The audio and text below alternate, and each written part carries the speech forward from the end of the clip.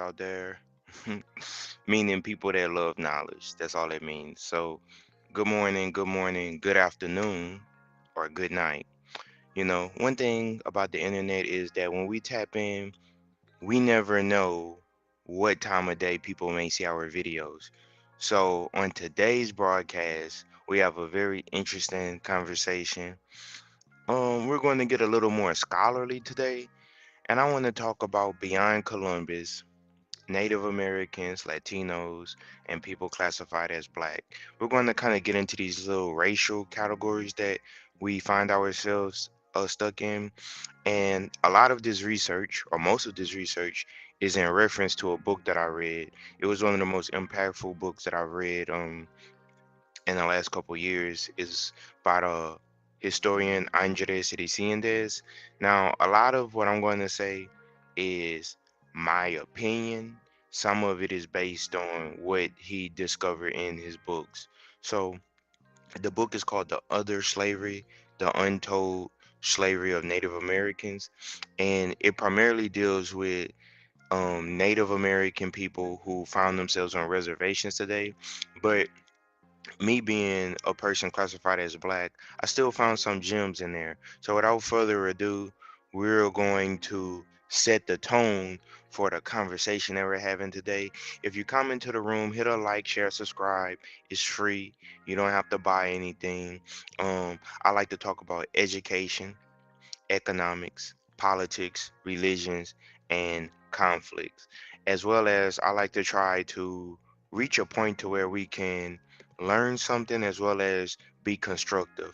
A lot of stuff on the internet, a lot of streamers, they they do their thing. I'm not going to put anyone down, but I guarantee you, if you tap in with me across the culture wars, I'm your host, Brian Dawson.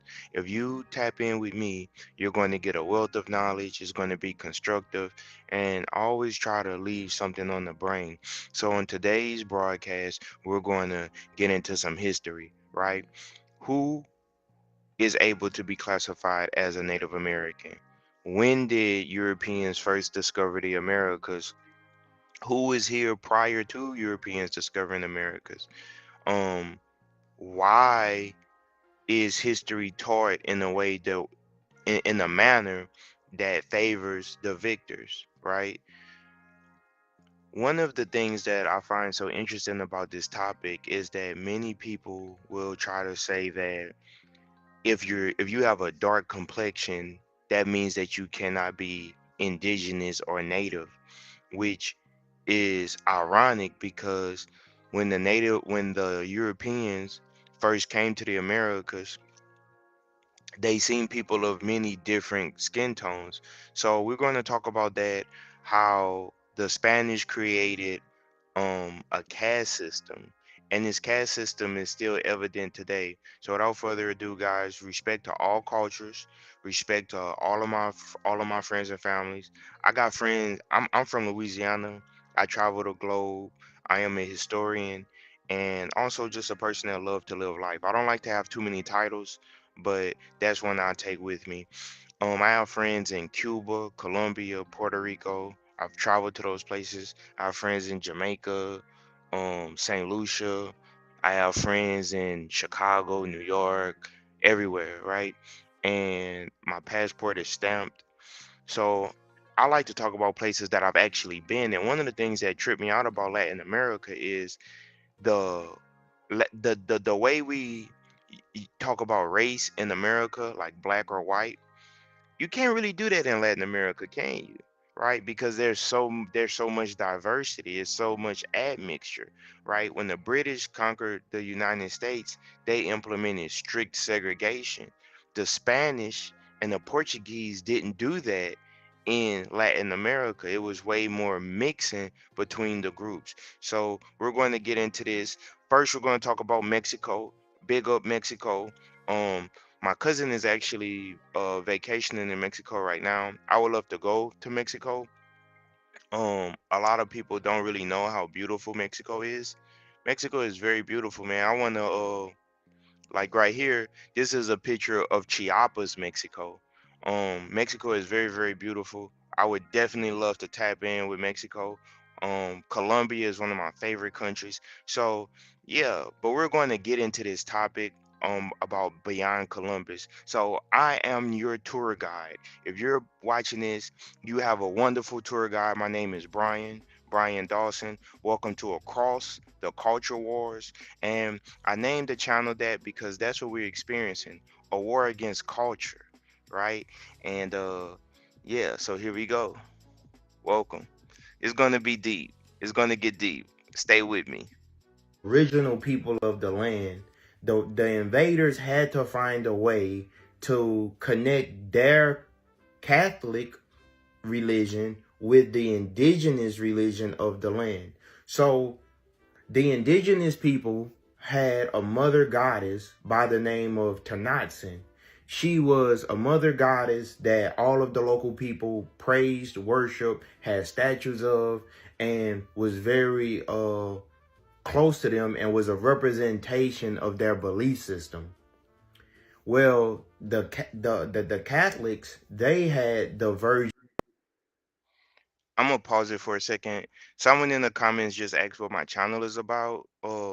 My channel is about education, economics, politics, religion, relationships, and conflicts that we find people having on the planet. So basically, my channel is about anything that anyone could possibly be doing at one time or another, and also how can we produce justice on the planet with so much internal conflicts, right? So that's really what it's about, the study of culture, and that's why I named it the Across the Culture Wars, because in my opinion, it's a war against culture across the board. So that's what my channel is about. I'm your host. My name is Brian Dawson.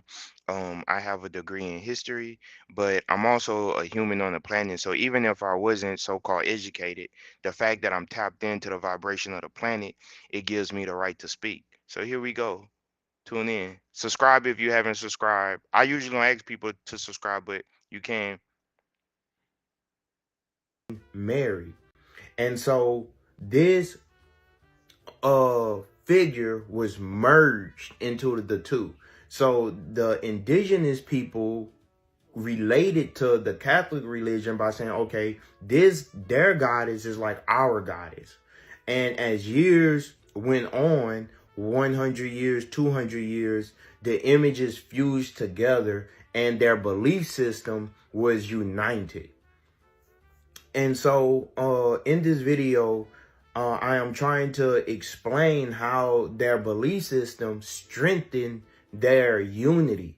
So when we believe the same thing, it makes us see one another as like, right? Instead of an other. So regardless of how the people looked, whether they were Indios, which is Indian, whether they was Masito, whether they was Creoles, whether they were Pensalores, whether they were coming fresh off the boat from Spain, this belief system united the people. So the legend of the Virgin of Guadalupe is that this man named Juan Diego in the 16th century seen an apparition, and the apparition came to him and spoke to him and let him know that although that all of this was taking place in So what I am talking about on this broadcast is a little bit about the Native American culture and history.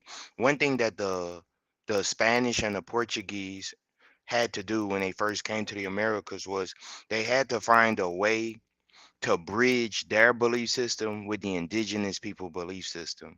So we see a lot of that still existing in places like Cuba, where you have Santeria, you have we see this in Brazil, we see this in Mexico, we see this across Latin America, even in southern parts of America, of North America or the US, we see this too, right?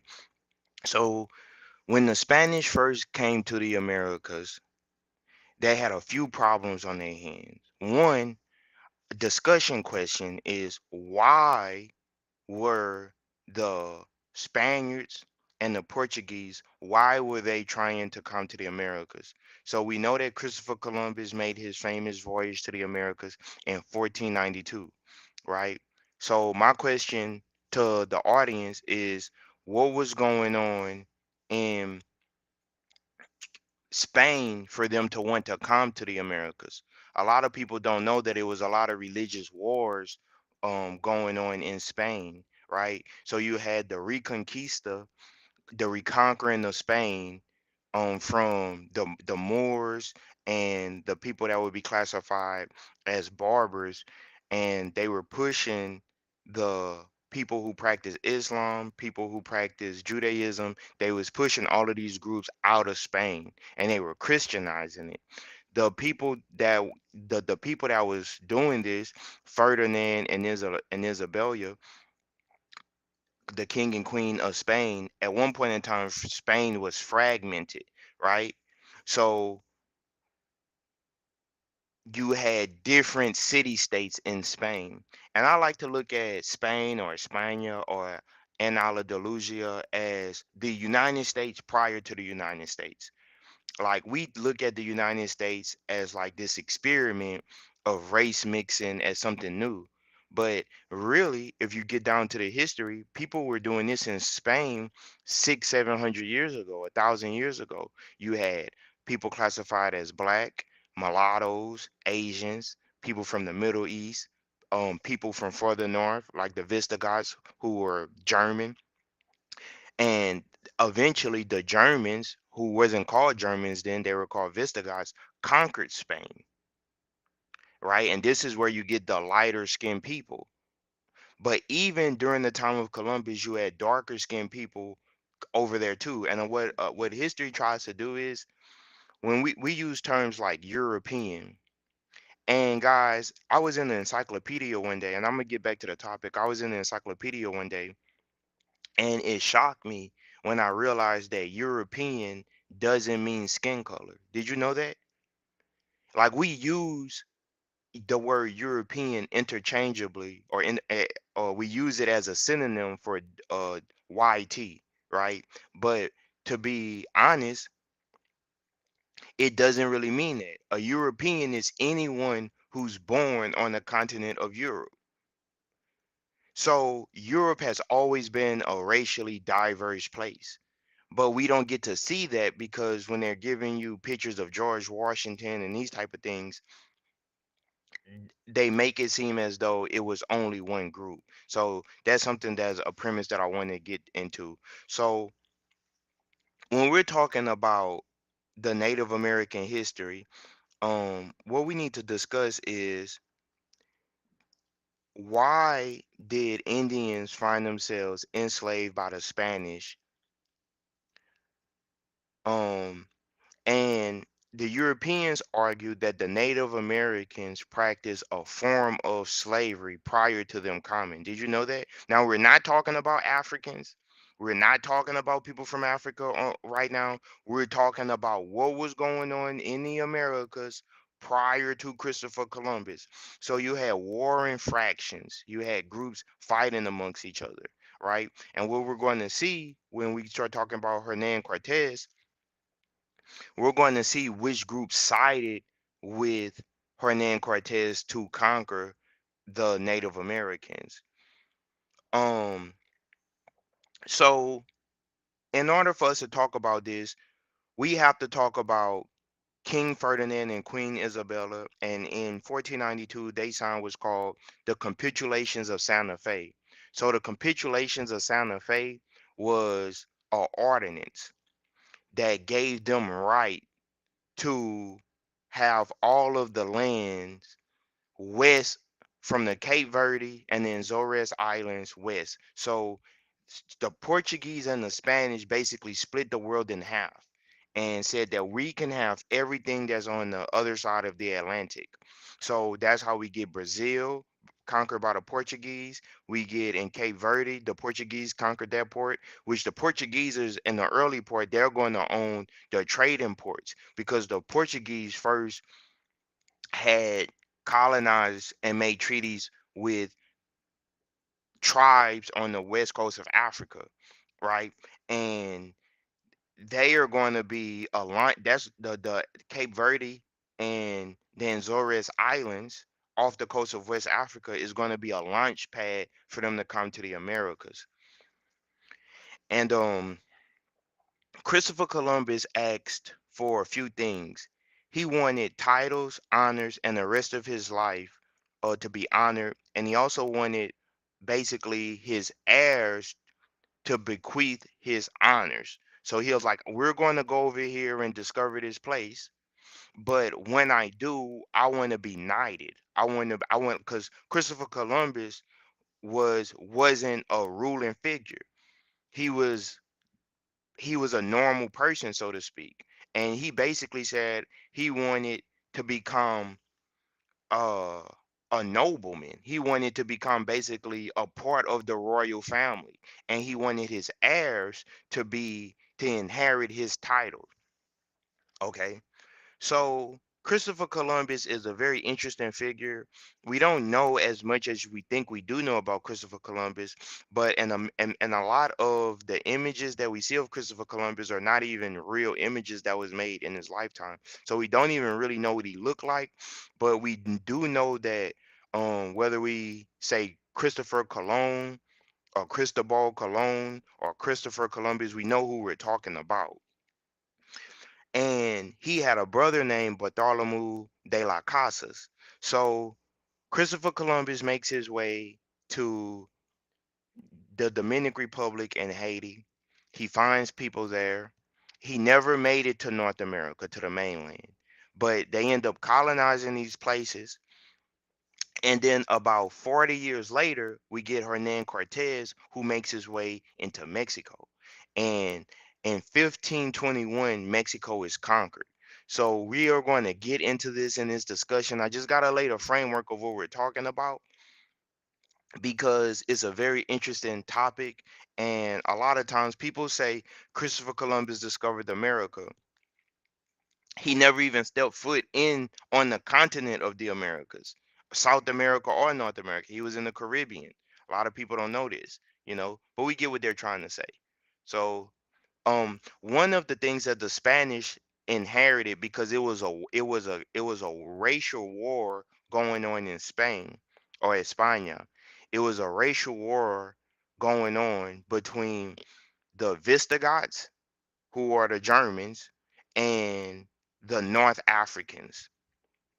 And the the Visigoths implemented a racialized caste system when they won. And so in the racialized caste system, the lighter skinned people were at the top and the darker skinned people was at the bottom. And what ends up happening is when they come to the Americas, they're going to see different racialized groups. They're going to see dark skinned people, they're going to see lighter skinned people. And then the question is that Bartholomew de las Casas is going to ask in 1502, he's going to ask the king of Spain, he's going to ask him, like, hey, these people haven't fought a war against the Catholic Church. They haven't done anything against us. Why are we enslaving them? What did they do to warrant us to go to war with them? And the next question that a lot of people had back then was, okay, the offspring from the Pensalores, people from the peninsula of Spain, and the Creoles, the people that was born in Mexico or in Mexico. Okay, what are they going to be classified as? Think about this for a second. If we're saying that we have this racialized caste system, and we're saying that we are better than these people, if we mix, and we're going to mix with these people because it's human nature. When the Spanish men mix with the indigenous woman or women, what is going to be the status of the offspring? Is the offspring going to be free, or is the offspring going to be slaves? This was a very big conversation in this time frame. We say that where their place of origin was. And so in the courts, what the Spaniards would argue is that these people were captured by the Portuguese, or that they came from the Azores or the Cape Verde Islands, or they came from other places that was controlled by the Portuguese, and therefore they were not truly from the New World. And this was done to keep them in slavery. King Charles wanted to end slavery on the Native Americans, and he fought to end slavery, but it was still practiced. King Philip, the son of King Charles, created the repartimiento system, which was another version or an extension of the encomienda system. So basically, what that system was like was saying that, okay, you guys are forced to work for the Spaniards, but you are not slaves, right? But you're still forced to work, and they would be given clothes or food, but they were not actually given the autonomy to choose to be free. And uh, he talks about since slavery was so ingrained in the system that the Spaniards created, when people wanted to end the slavery, even from the very beginning, or people like Bartholomew de las Casas who opposed the slavery, it made it very difficult for them to end because people that were in the high courts were benefiting from the system. And this is going to go on for hundreds of years, right? He's going to talk about the Mixing War, which is fought by the Native Americans to end slavery. He talks about that the slaves were given brands on their face and to So a lot of people don't know that one, that Native Americans went through a period of slavery in the Americas that's not really discussed in the history. What they say in the history, for as like in grade school or primary school, is taught to teach you about nationalism, to feel good about your country. It's hard to feel good about your country if you're a black person or a Latino or even an Asian or non-white person, non-white T person, and you're hearing that your people were enslaved so it's very hard to teach this subject from from a unity perspective, because while the history needs to be taught, it's an uncomfortable history, right? Um, and so what we see going on at this time frame is that these people is being colonized. And so I'm going to play another video of me teaching my class about this. And this is just a very interesting topic. So Mexico was conquered in 1521. Mexico didn't get its freedom. And when we're talking about Mexico, we're not just talking about the geographical location of Mexico today. We're talking about basically most of North America and South America was considered Mexico at this time. And Mexico didn't get its freedom until 1821.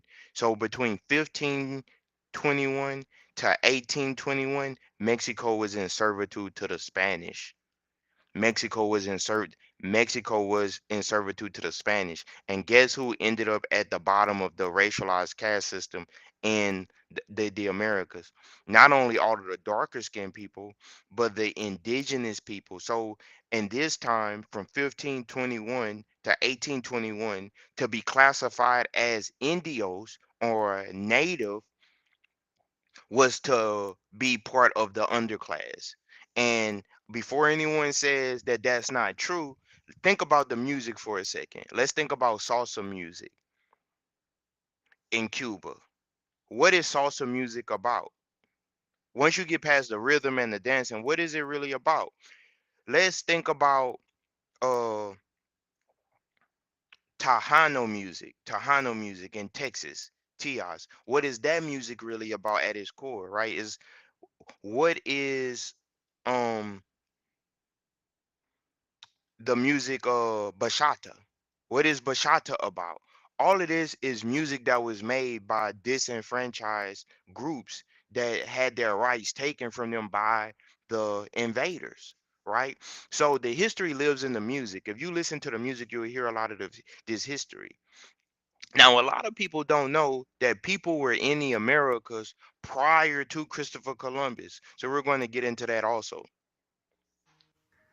Hello, my name is Brian Dawson, and I have a Bachelor's of Science degree in history.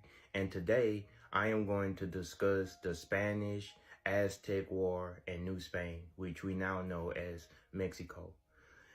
This is part two of a video essay series that I started. The first video was talking about the pre-Hispanic cultures in Central America. Today, we're going to focus on the Aztec, also known as the Mexica, where Mexico gets the name Mexico from. We're going to talk about the meeting of the Spaniards and the inhabitants of this landmass, the Aztecs. We're going to talk about King Moctezuma. We're going to talk about other figures that are relevant to the story, timelines, dates. And when I was growing up, I didn't know much about this topic. So today, I'm going to share with you what I've learned. Thank you.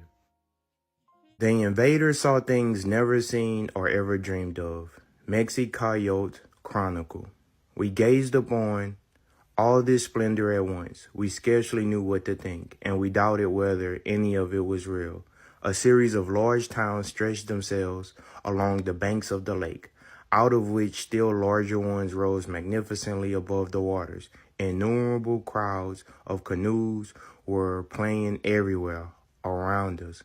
At regular distances, we continuously passed over new bridges, and before us lay the great city of Mexico, Tenochtitlan, in all its splendor. Bernard Diaz. The date was April 22nd, 1519. The Spaniards came floating into central Mexico, now known as Good Friday. The conquistador, Hernan Cortez, commanded an expedition. Okay. So a lot of people don't know this history, right?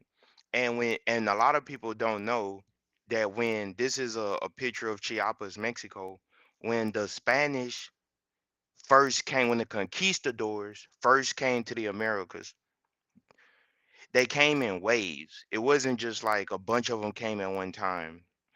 They were learning how to navigate the ocean.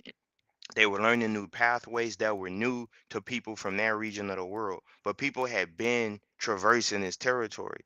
When they came to Chiapas, Mexico, and when they went to Tenochtitlan, Mexico, not modern day Mexico City, and excuse me if I mispronounce a word or I have an accent. You know, a lot of times when I'm talking about this, I do get some hostile comments like, "Hey, you're pronouncing it wrong," or this and that, or "You're talking about my history. Don't talk about my history." Please relax. History belongs to the planet. This is part of the problem that we have in the world. We don't acknowledge the brilliance of other people's cultures, and that's why I named my channel Across the Culture Wars. Okay, because we're going to talk about culture, and to talk about culture, you're going to get into WARS. So that's just what it is.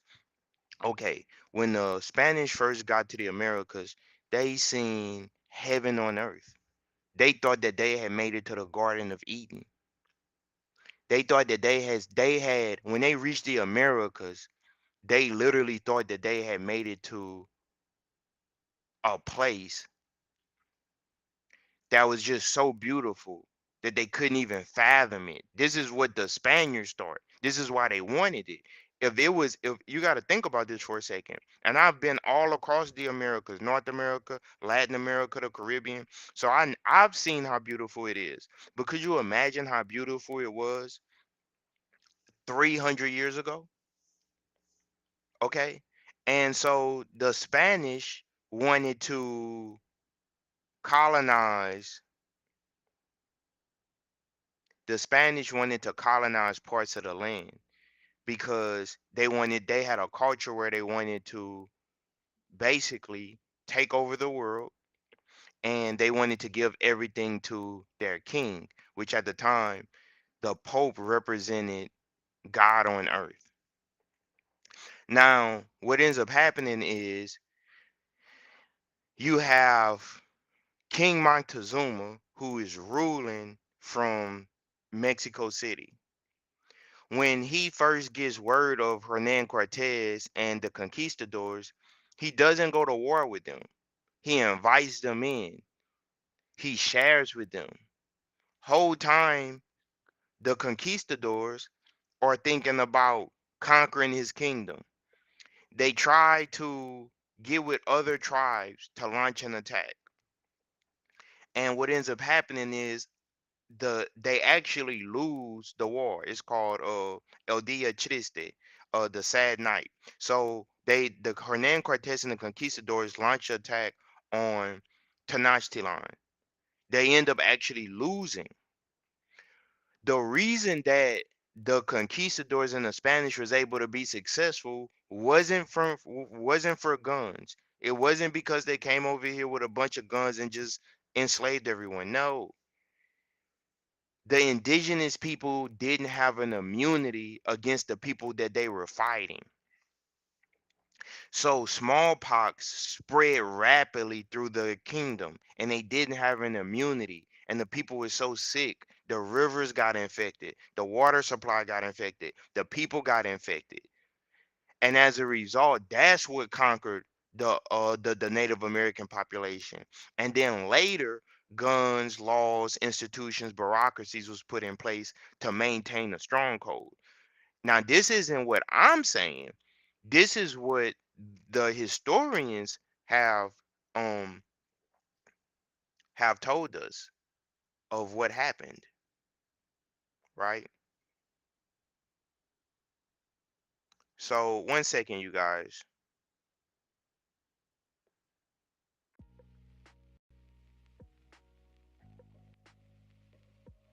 I want to add a scene for you guys.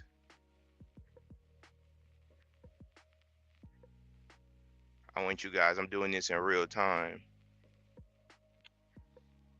So So you cannot tell the history of Mexico without mentioning this woman.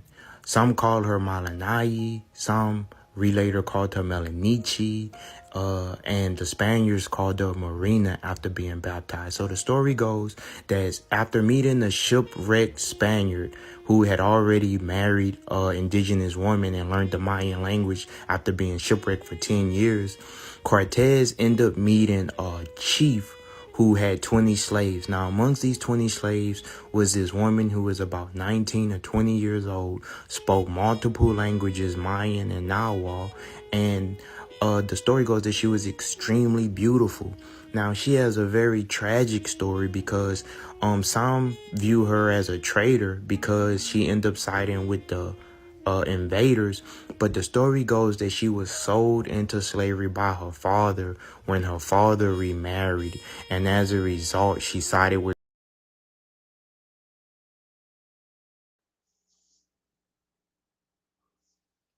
okay. So Cortez and those Hernan Cortez end up meeting an indigenous woman by the name of Malinche, but they later baptized her as Marina. Well, she was sold into slavery allegedly by her father. Now, the age disputes because the way history is, some people say she was a child, some people say she was a young teenager, some people put her as 19 or 20 years old, but she was a very young. She ends up marrying Hernan Cortez. So some people view her as a traitor because what ended up happening, they had a shipwrecked conquistador by the name of Aguilar. They have a statue of him in Mexico. So Aguilar was the first European to make a baby with a Native American woman. So basically his children was the first Latinos, if you want to take it there, right? And so Aguilar, he was shipwrecked for over 5 or 6 years. He learned the language. When Hernan Cortez found him, he was covered in tattoos and he had taken on the culture of the indigenous people. So Aguilar spoke Nahuatl to Maria or Marina, who Hernan Cortez had married the indigenous girl, and Aguilar spoke Spanish back to Cortez, and that was the line of translation, and that's how they was able to communicate, right? But it wasn't gunpowder as much as it was disease that infected the people and that conquered these people. Now, another controversial point I want to get into is that a lot of times people see videos online of black Americans or black mainly black Americans, but black people even in other countries acknowledging that black people have been here in the Americas for centuries. Now, for some people that's controversial. Some people look at that and say, you know, that's not true. That's pseudoscience. That's pseudo history. Guys, this what's on the screen right now is a portrait called the Bonampak murals in Chiapas, Mexico. And as you can see by this mural, the indigenous people, the indigenous people painted themselves what they look like. If you just look at their head wraps, who wear head wraps like that? People with long rastas, people with long dreadlocks. Um, so they love portraits. They love and this portrait, guys, is 3,000 years old. Okay, this isn't something that somebody recently painted, which goes to show just how talented they were. So this is in a temple in Chiapas, Mexico. A lot of people refer to Chiapas, Mexico as the Garden of Eden. Okay, a lot of people don't know this, right? A lot of people don't know this. And if we go to modern times for a second, what do we see in modern times? We see invaders telling indigenous people to leave. Is this true or is this false? We see people who are colonizers. And that's what that's really what a colonizer is.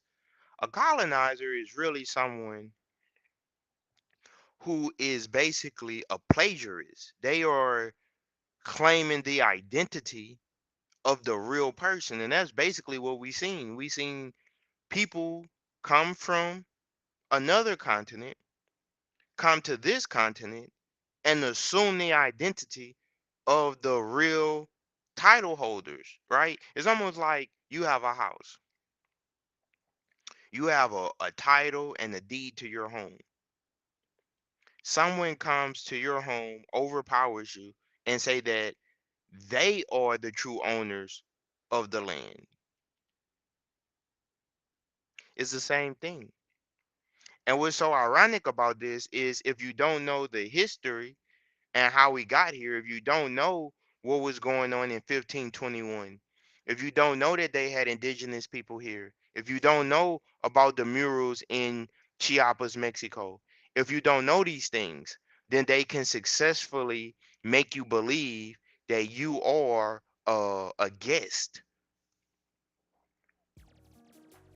They can successfully make you believe that you were a guest and that this land is not yours. And that's really what they want. So, and kind of wrapping up this discussion because I kind of want to mix it up to where I could just speak freely. I can just do fact, fact, fact, fact, fact, and just go down the line and give you a bunch of facts. But in order to make history alive and come together, I have to mix dialogue with bringing in some current facts, bringing in what's going on now, because a lot of people view history as boring. One of my best friends told me recently, he was like, "Man, I love what you do, but he was like, history is just so boring." He was like, "It's just a boring topic." So he was like, "You got to find a way to make it interesting for people." Now, I can't do that. I'm going to be real with you. I'm not even going to try. It's either you got it or you don't. But what I'm going to say is if you don't understand what was going on yesterday, you're not going to understand what to do tomorrow. You're not going to understand what's going on today. and that's where we find ourselves. So let's talk about some of the indigenous cultures that was in the Americas prior to uh the European invasions. So archaeologists and scientists believe that the Olmecs are the parent civilization of all of Mesoamerica. Their civilization emerged somewhere around 1600 BC in the lowlands close to the Gulf of Mexico in San Lorenzo. And their chief civilization, one is in San Lorenzo and one is in La Venta, and they had a population that they estimate to be around 15,000 in that particular city. They had a hierarchy. They use precious minerals. Um, they also farm crops such as corn, sweet potatoes, beans, squash, cassava, chocolate, avocado, and this civilization worshipped jaguar as well as serpent deities.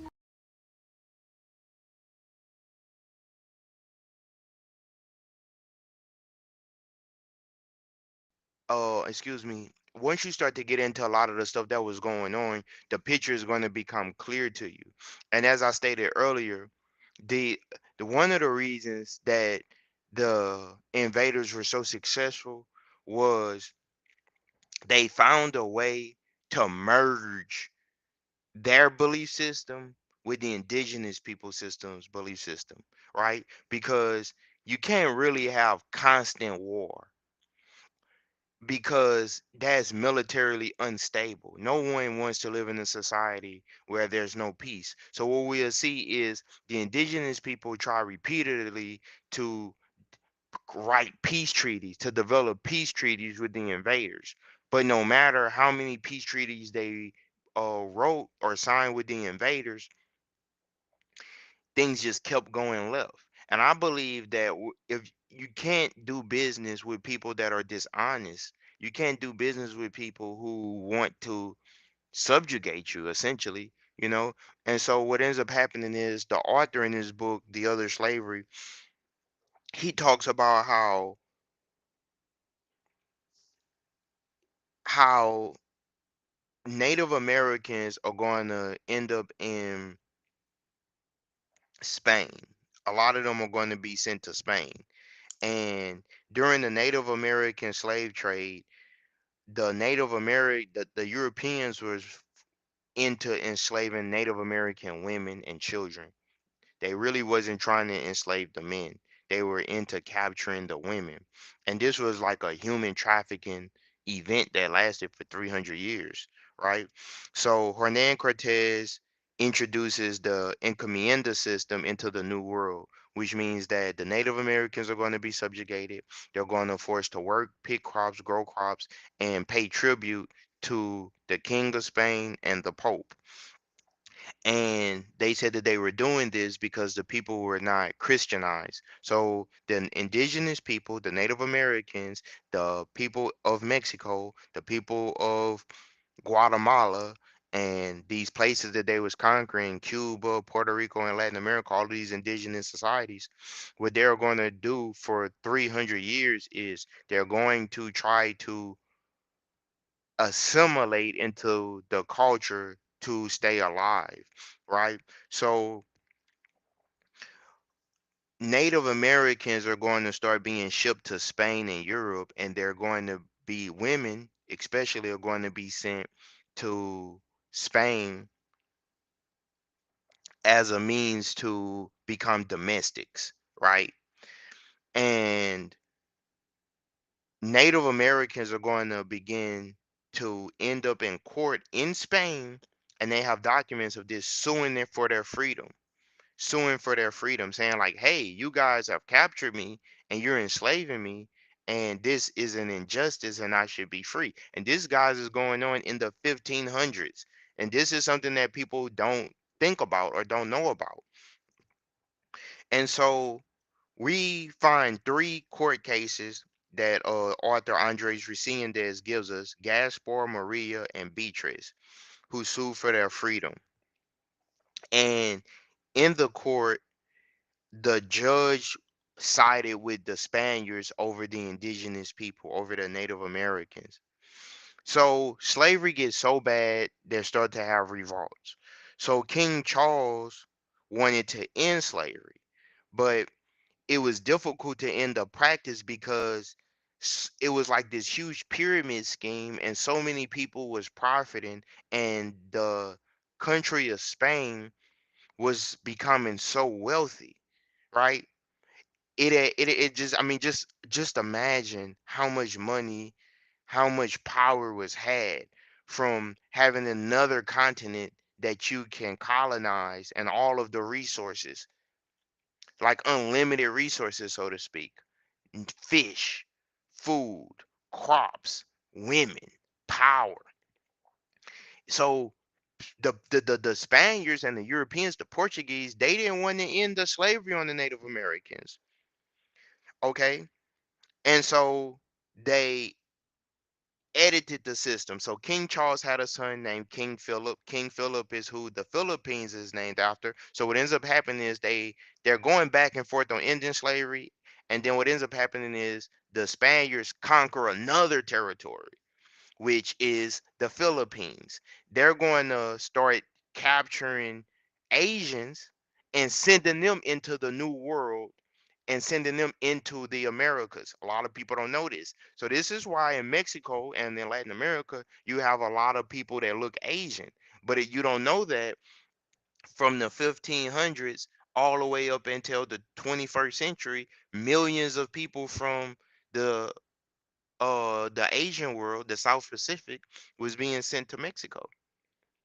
Did you know that? And not just Mexico, but also they was, in order for them to get freedom, a lot of them would claim to be Native Americans. So the way history is taught is not a straight line. It's very complex because you got people who are willing to do anything to get freedom, and I don't blame them for that, right? So you had multiple slaveries going on at one time. You got the transatlantic slave trade. They're sending Africans to the Americas, and for every two men, they send one woman. Then with the Native American slave trade, you got the inverse. You have for every two Native American women, they're only sending one male. They're only enslaving one male, right? So the Native American slave trade, they favored the women. The African slave trade, they favored the men. What ends up happening is that they create what's called the repartimiento system, which is another version of servitude. So look at this like we're voting to change things, and they're like, okay, the government is like, you guys are unhappy, we're going to change things. But they just kind of edit the system. They refine the system. They don't destroy the system. They just refine it. So this is going on. What s- what makes Mexico so strategic is that silver is going to be found and gold mounds are going to be found in Mexico. Okay. And when gold and silver is found, then man, things get really crazy for a few centuries, right? And so we end up seeing inter conflicts between indigenous people on the American side, people that are now view themselves as Mexican on the Mexican side of the border. You see these culture wars going on between indigenous Americans like the Apache and all of these different tribes against the people who are classified as Mexican. Man, it gets really crazy because when the Europeans doing all of this, the psyche of the human is now put into this psychosis where in order to survive we now have to identify with the people that are oppressing you, right? So the every time the Native Americans try to appeal to get slavery and say, hey man, you guys gotta change these things, The Spaniards would claim that the Indians practiced slavery before the Europeans arrived. So it's like, why were we in this? You guys were enslaving each other before we came. Slaves were given brands or tattoos on their face to distinguish them from slaves by just wars and Indians who were enslaved by other Indians. So a lot of the facial tattoos was then reinterpreted to mean what kind of slave you were. Now think about who wear facial tattoos now. Just think about this for a second. Who wears face tattoos now? If you think of 5, 10 people with facial tattoos right now, are they not all people of color? It says that they use facial branding, tattoos, to distinguish slaves by just wars, meaning like you were in conflict with me, you lost the war, so now you're going to captivity, versus this was a Native American enslaved by another Native American. So we're going to have the Native Americans are going to revolt, and they're going to have what's called the Mixing War. So the Mixing War is a war where the Native Americans are going to try to free themselves from slavery. Slavery, guys, being institutionalized, that is abnormal. Humans don't want to be subjugated. I don't know if that's not obvious to most people, but it should be. But people don't want to be incarcerated. People don't want to be enslaved. Okay. In order to make people agree to be enslaved, you have to destroy their culture. You have to replace their culture with another culture.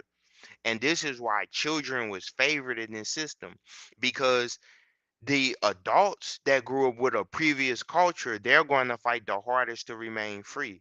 The people who come later on, that's born into the system, that's all they know. And then we see that the Spaniards are going to start these schools, and the schools that the Spanish are meant to Christianize, as well as, you know, um get them to accept the slavery, like this is normal, right? And so they had the encomienda system. Backing up a little bit, the encomienda system was the first form of slavery. Like, okay, they created these plantations, you work on the plantations, right? Now in the United States we'll call them plantations, but in the Spanish world they were called encomiendas. Then they were called repartamentos. Then they was called haciendas. So the name changed, but what was going on was the same, right? Now the only people who could own the land of these plantations was you had to be from Spain. You had to be, your parent had to be from Spain. Your father had to be from Spain. Now check how deep this is. This how deep this is, right? Did you know that many of the leaders that are in power today in Spain, whether you go Claudia Sheinbaum, who I like El Presidente Claudia Sheinbaum, respect to her, or you go, um, what's my man from Cuba, uh, the dictator. I can't think of his name right now. I'm sorry, I'm having a brain fart. Um, his dad was from Spain. Did you know that? Oh, what is his name? I'm thinking about so much right now. Write it in the comments. Y'all know what I'm talking about. Cuba. Um, so his dad was from Spain. Claudia Sheinbaum, her ancestors are, I believe, from Poland. So a lot of the people that's in power in Spain, that's the point that I'm making. A lot of the people that's in positions of power today, we can see the remnants of the caste system in Latin America right now, because the people who are in power are not the indigenous people. They're not the ancestors. They're not the indigenous people. They're the people who came from Europe and colonized the land. Where else do we see this going on? We see this going on in the Americas. Think about this for a second. In the United States, who rules the United States? Are the indigenous people ruling the United States? Or is the people who colonize the United States ruling it? Our current president, his grandfather is from Germany. Think about this for a second. Our current president, his grandfather in the United States is from Germany. Okay. And so what I'm saying is the what was going on in Latin America 300 years ago with the Spaniards colonize it, it has great ramifications of what's going on in the Americas now. The Spaniards were the first people to successfully colonize the Americas. You wouldn't even get the British, the Dutch, the French, and all of these other groups here if it wasn't for the Spanish and the Portuguese. They created the program that later the other populations in the United States inherited, a rigid caste system that came from the Spanish. The Spanish had a rigid caste system. Why? Because they had in España, in Andalusia, they had a race war. That's why people started coming to the Americas. They had a race war in Spanish. They had a religious war in Spain. A lot of people don't know this. A lot of people don't know about the El Alhambra decree and why were people leaving Europe? That's one of the discussion questions I will always ask my class, when they say that people came to the Americas for religious freedoms, what that's the fourth grade answer. That's the fourth grade. That's how you talk about it when you're talking to kids. I'll usually only want to make contents for adults. Let's dig deeper than that, right? Let's use critical thinking. What was really going on? Well, if you know people like John Wycliffe, who was a European, a YT European, he was unalived at the stake. Joan of Arc, unalive at the stake. People were being, burned alive. This is true or it's false. Why? Because they were fighting an injustice. So it's always been about control. It's less about race and it's more about control. Okay. So we're going to talk about Malinali and how she helped Hernan Cortez conquer the Americas.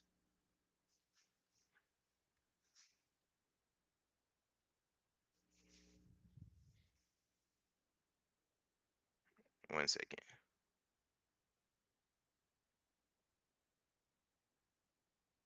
That's who we need to talk about. So archaeologists and scientists believe that the Olmecs are the parent civilization of all of Mesoamerica. Their civilization emerged somewhere around 1600 BC in the lowlands close to the Gulf of Mexico in San Lorenzo. And their chief civilization, one is in San Lorenzo and one is in La Venta. And they had a population that they estimate to be around 15,000 in that particular city. They had a hierarchy. They used precious minerals.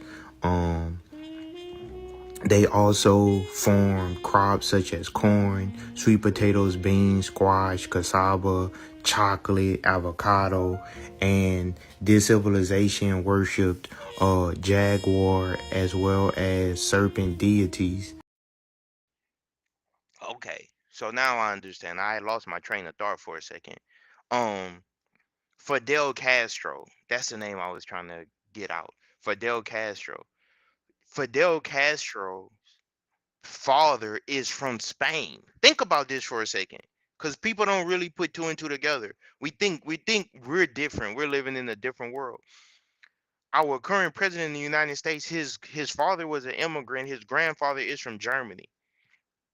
So think about this for a second. Do you think that you could go to another country and as an immigrant begin to become president in their country? Only the people who colonized it are able to do that. And no, for example, I'm an American, right? And I'm saying this not. I'm on the side of the oppressed. So this is what I'm saying. Imagine Fidel Castro, and Castro did a lot for the Cuban people. I've been to Cuba, respect to Castro. But here's the thing. Castro father is from Spain. He's not, so his lineage doesn't even go back generations in Cuba. Do you understand how deep that is? Claudia Sheinbaum of Mexico, the president, she's been in Mexico. I think her family's been in Mexico for some time now, but originally they are from Poland. Why is it in the Americas, whether you're talking about the United States, Canada, Mexico, Guatemala, all these different places, why is it that the only people that's able to be in charge are the people who their ancestors come from Europe? That means that we have a pattern. What is the pattern? A hierarchy, a social hierarchy. We have a caste system, right? Why is it that the indigenous people are not able to reach this highest mark? The closest we have gotten is a mixed person, right? But they don't know. They don't want people who are full blood on one side to be getting positions of power. Why? Because they know that that person is going to try. They're going to feel an allegiance to help the oppressed. And I think that we're reaching a time now where this information is becoming readily available. It's easier for people to see the patterns. I would ask you, hey, are you noticing a pattern? What is the pattern? How can we acknowledge the pattern to flip it and produce justice? Is it a coincidence? Is it random that all of the presidents of the United States, all of the people who's been ruling Mexico, all of the people that's been ruling these different places, the elected officials never come from the lower classes. They never come from the common man. They don't look like the population. They always look like the people of Europe. I would say no. I don't think that that's random. I believe that that's this goes back to King Charles, King Philip, 300 years ago, 400 years ago. They were saying that they were going to change the system, went from encomienda to repartimentos. On paper, it changed. In practice, it remained the same, right? And I think that this is very deep, this is very deep. But the reason that they were able to do this was they were able to merge people's spiritual beliefs with their spiritual beliefs. Once they're able to control how we pray, control how we connect to the divine, then yeah, we're going to be conquered. Because now, in order for us to protest you, we're not just going up against another human being, we're going up against deity. And they have placed themselves in a position for us to view them as a deity, right? Not just on the individual, as a collective, right? We no longer and they even taught us that the original deities that your ancestors prayed to are evil, right? Don't pray to those deities are evil. Pray to my deities, these deities are good. And that didn't really hit me until I went to Cuba and I started understanding Santeria. And I was like, oh, with Santeria, it's like they merged Christianity. It's like, yeah, we gonna pray to we praying to Mary, but we really praying to our deity. Yeah, we praying to the Holy Father, but we really praying to Shango. And I was like, oh, that's deep. You gotta fight back on any way that you can. But they didn't just do this in Cuba. They did this all across the Americas. The indigenous people was very, very smart. They were very smart, and we don't give them credit for how intelligent they were.